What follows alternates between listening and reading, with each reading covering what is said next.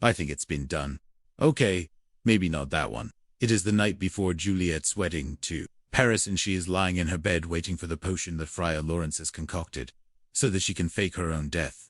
In comes Romeo, who scaled the wall to see his beloved one last time before she is wed to another.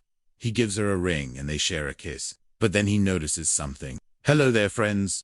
I've always been fond of the story of Romeo and Juliet, but after reading it again recently, I was struck by how interesting the character of Juliet is, especially in this scene. She is lying in bed ready to drink a potion that will make her appear dead, and her one moment of hesitation right before she does it struck me as really interesting. So I decided to write an alternative ending for the play where Juliet wakes up before it is too late, and I am so excited to share it with you today. So let's just jump into the good stuff, shall we? Juliet is lying in bed waiting for the potion that Friar Lawrence has concocted, so that she can fake her own death. In comes Romeo, who scaled the wall to see his beloved one last time before she is wed to another. He gives her a ring and they share a kiss. But then he notices something. By my head, he says, "This is not right. You should be asleep." Juliet replies, "I have no will to live unless with you I die." Romeo says, "Take this," and hands her a vial. "This is the potion the friar gave me. I cannot keep it now because tomorrow you would wake and find me dead within this tomb. So I thought you could drink it instead. Then we will be dead together." Juliet asks, "Are you sure this will kill me?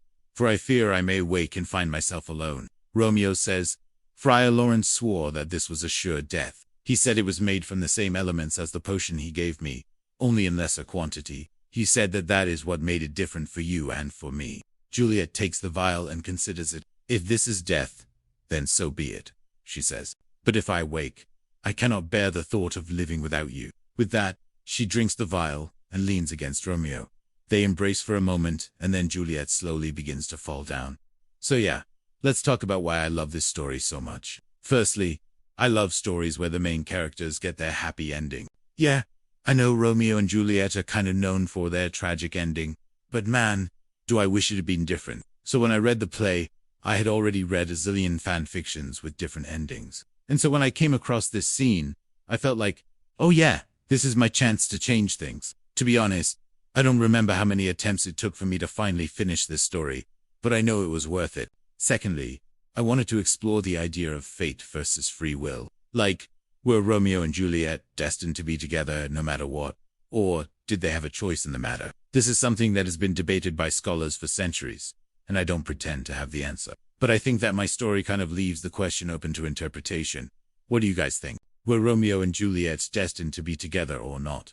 Let me know in the comments below. Thirdly, I love that this story is told from Juliet's point of view. We get to see all of her thoughts and feelings as she makes this life-changing decision. We also get to see how much she loves Romeo, and how much she is willing to sacrifice for him. I mean, in the original story, she drinks a vial of poison, which is like, wow, that's a pretty big sacrifice. But in this story, she chooses to drink the vial even though she knows that it might not work and that she might end up alone if it doesn't.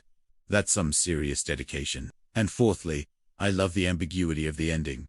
Does Juliet die or does she live? Well, that's up to the reader to decide. I guess the reason I left it ambiguous is because I think that it's more realistic. Life is rarely black or white, and death is often messy and complicated. Sometimes people who are supposed to be dead aren't actually dead, and sometimes people who aren't supposed to be dead do end up dying. I think that this is what makes the story so compelling. We don't know what's going to happen next, and that keeps us engaged and wanting more.